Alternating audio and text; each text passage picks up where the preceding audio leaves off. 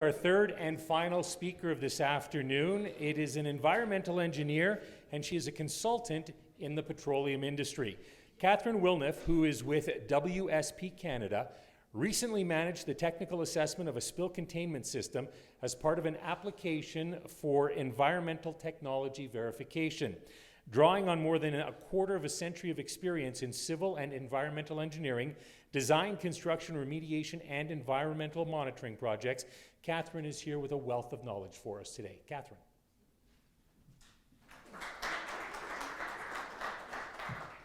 Thank you. As Mark was saying, typically as Canadians, we're not really good at blowing our own horn. We don't do a great job of saying, yeah, look at us. This is a program that helps us do it. It's the environmental technology verification. It answers the question, can you prove it?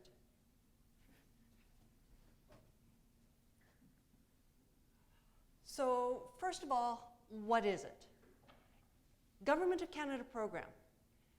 It's been in place since at least 2004, and it's an independent verification of environmental performance claims. Okay, so why do we want to do this? I want to start by telling you a story. Every day I drive by the new arena project in Edmonton. I live in the so-called fancy ice district.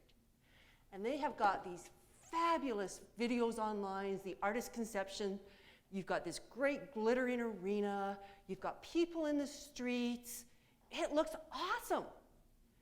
And I was looking at the artist conception going, I don't see it. That's not what I'm looking at. It just doesn't, there's something missing. So I sat down and looked at it for about 10 minutes and thought, what's wrong here? First of all, the artist conception has absolutely no construction anywhere around the arena. Anybody who's driven within 5 blocks of the arena knows that every single street in the ice district is half ripped up for construction. There's all kinds of hoarding over the sidewalks, there's trenches, there's mud, there's equipment. I mean, gotta love watching men with big equipment work. I mean, that's one of the high points of my day. But in terms of the artist conception and reality, nowhere close. And you know what? When the Oilers go play there in September, it's not going to be anywhere close to the artist conception, not for a good 5 years. So basically, what has been promoted versus reality doesn't match. So in terms of public planning, okay, we can accept that. But when we're laying out cold, hard cash for technology or for a product or for a service, if what you get doesn't match what you thought you were going to get, you're not very happy about it. So that's the whole purpose of this. And as you've probably assumed on the picture up there, the alligator's concrete.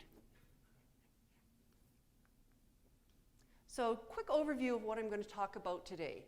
I'm going to talk about what does certified mean in terms of this program, the benefits of participating in the program, give you an idea of who in Canada has taken advantage and gotten certified, talk about the steps you go through to obtain certification, and then give you some resources so if you choose to pursue this, you have the opportunity to go for it. So first slide here is a company that I've had the privilege to work with in the field. It's Nelson Environmental Remediation, or NER. They have a system that takes hydrocarbon out of soil. Very simply, they put it through kind of like a kiln, a rotating chamber. They heat it to high temperatures. They off-gas the VOCs. They're captured in a baghouse. The system works. They have had environmental technology verification since 2004. And what that means is their name and their information is posted on the website. So this is taken from the Environmental Technology Verification website. It gives you their performance claim. It gives you what conditions their technology operates under. It gives you a description of the technology. It gives you how to contact them. Where do you find these people? So I will be giving you the website and these resources later. But what a great advertising tool for a company. You get a website sponsored by the Government of Canada that tells what your product can do and gives your information about it.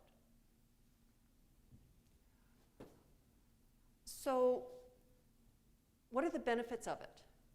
First one is vendor credibility. In my business, I do environmental remediation. And I must get pitches from companies probably every other month.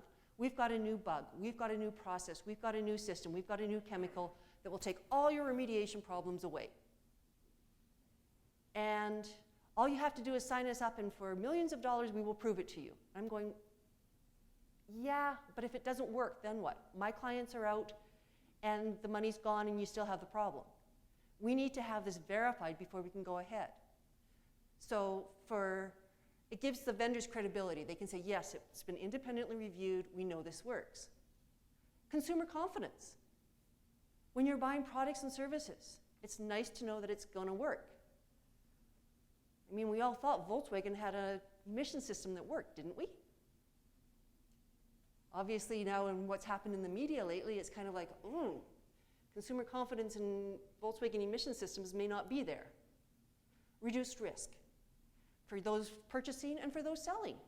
Selling, you've got a list of what your conditions are, what your product's gonna do. Those buying can see what they are. Information sharing, I showed you what was available on the webpage.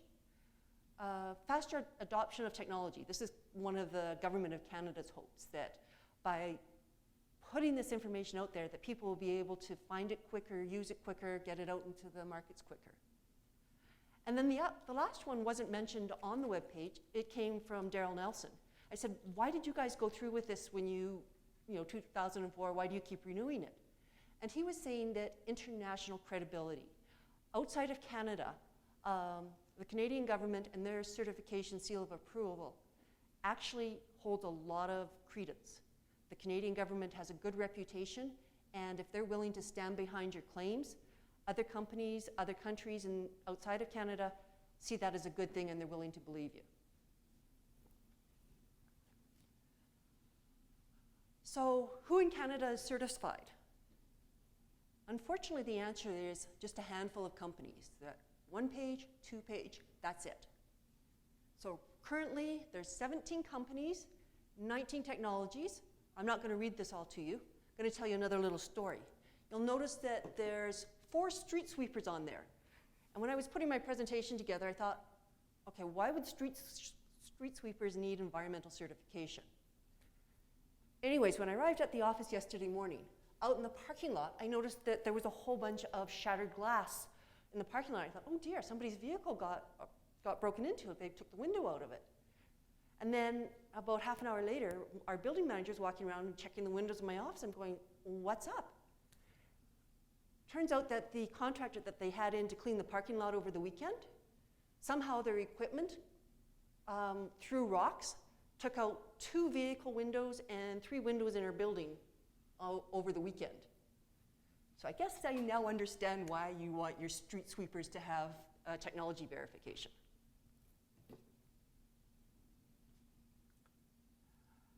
So how do you obtain certification? Start with the process. A quick overview is you contact etvcanada.ca. Basically, they have all the information, all the contacts, everything you need is on their webpage. Initially, there's a screening application. Are you a Canadian company? Do you own the patents? So you don't have to spend a lot of time on the screening application. Either you qualify or you don't qualify, and it's nice to know that before you get too far in the process. Then you have to come up with a performance claim. What exactly does your technology do? And there's guidelines for writing a performance claim. It has to be specific. It has to give numbers. Then you have to go and prove it. You have to collect the data using scientific methods, independent third party, collect the data, then you prepare and submit a formal application. So I've had the privilege of working with CatchCan on a project like this in 2015. So I'm just going to go through a bit of the case study with them. And probably I won't go into as much detail as I planned because we're a little late starting and none of us want to be late for the 5 o'clock function. So if you have questions after, feel free to come and talk to me because I can talk about this for hours. I promise I won't, but we'll just kind of briefly go into the case study. So CatchCan has a system that they use on drilling rigs, service rigs, and there's two parts that we were evaluating. The first is the rig safety system. Got it up on the screen. Basically, it's equipment and mats that are kind of designed to keep the workers safer and keep the stuff in the system. So I'm just thinking back here to Mike's presentation, where he said, you want to keep the chemicals in containment? Well, that's a huge part of what CAT-CAN system does. They're trying to keep the drilling fluid in the system. Better for the workers, better for the environment. If it doesn't get out, it doesn't make a mess, it doesn't harm people. The second part of the system is shown here. Again, it's the equipment that goes under the rig floor and captures the drilling fluid and redirects it back into the mud system.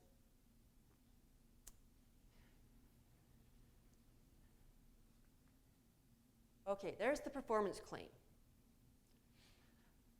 The CAT-CAN system enables the collection and retention of drilling fluids released from the drill pipe during tripping operations, resulting in less than 1% of the released fluid escaping to the surrounding environment. Notice that it's a very, very specifically worded statement.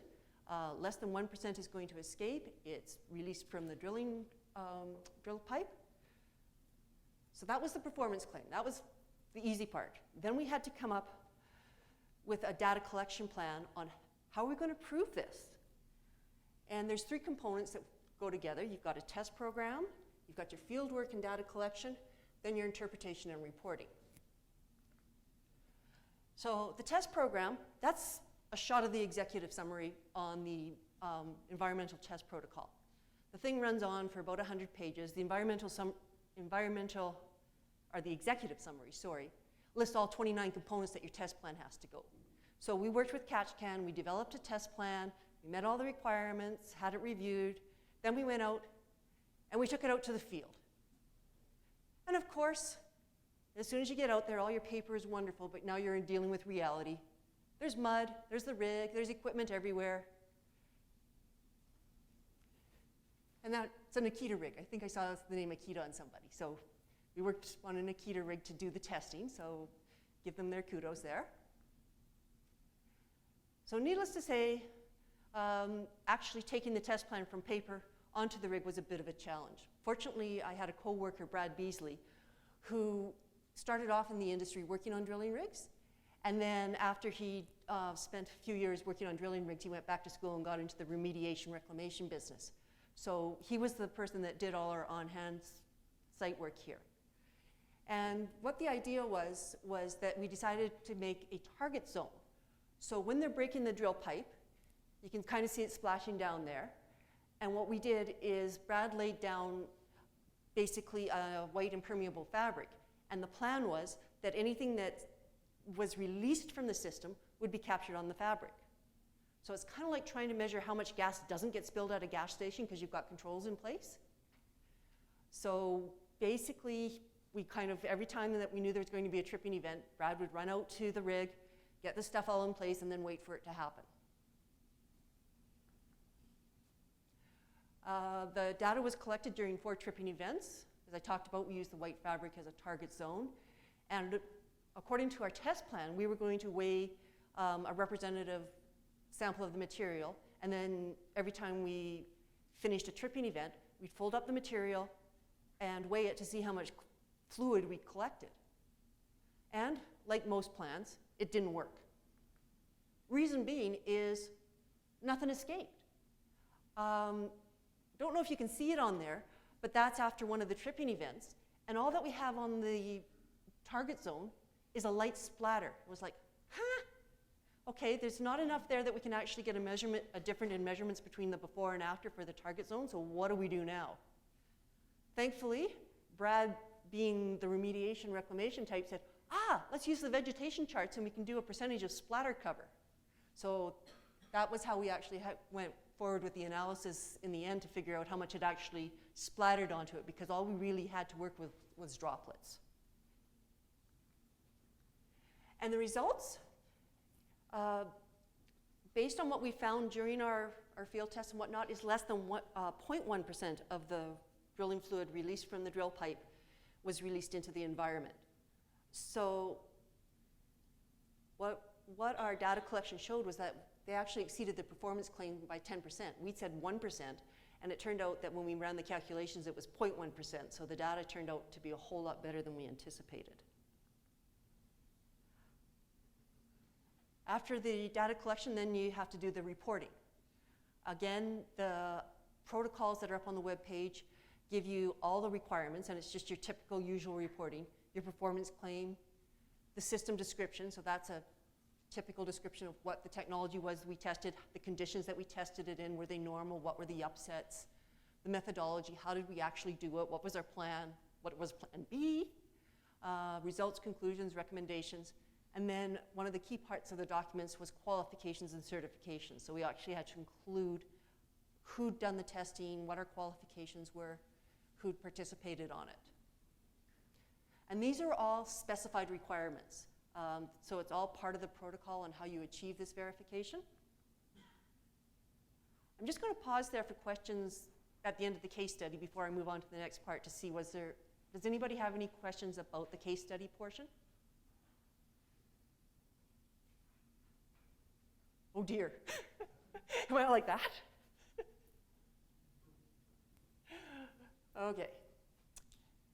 So the next part here is if you're thinking about pursuing this, if you think that you've got the next great mousetrap and you want to get it environmentally certified, how do you do it? Where do you go? You start with the Canadian Environmental Technology Verification website. So it's etvcanada.ca. They have the information package there for you. So you can go through the screening. You can look at what's involved in the verification protocols, what's involved in the test protocols. There's a number of preset protocols as well, depending on what your technology is. In terms of water treatment, wastewater treatment, they already have protocols for testing set up, so you don't actually have to invent them. And looking ahead, they're looking at moving to an ISO 14000 standard for this. There's been a standard around in draft. Theoretically, it's going to be adopted 2016, 2017. Hard to say. I wouldn't wait for the standard to come out because sometimes these things take a lot longer to get into place than they plan. So it's there, and I just thought I'd bring that up to say that it might be happening. And then because I'm an environmental engineer and I do remediation, I always like to finish with a shot of my very favorite remediation project of all time, and probably one of Canada's most favorite. Anybody know the site? That's the Bouchard Gardens in Vancouver Island. And now most people don't know that it was originally an old quarry and a mining site, and the wife of the owner of the site didn't like the way it looked, so that's one of our first and very best remediation projects. So that's it. Are there any questions just for Kathryn, just in general, as opposed to regarding the case study? No? Okay, Kathryn, thank you so much for your time.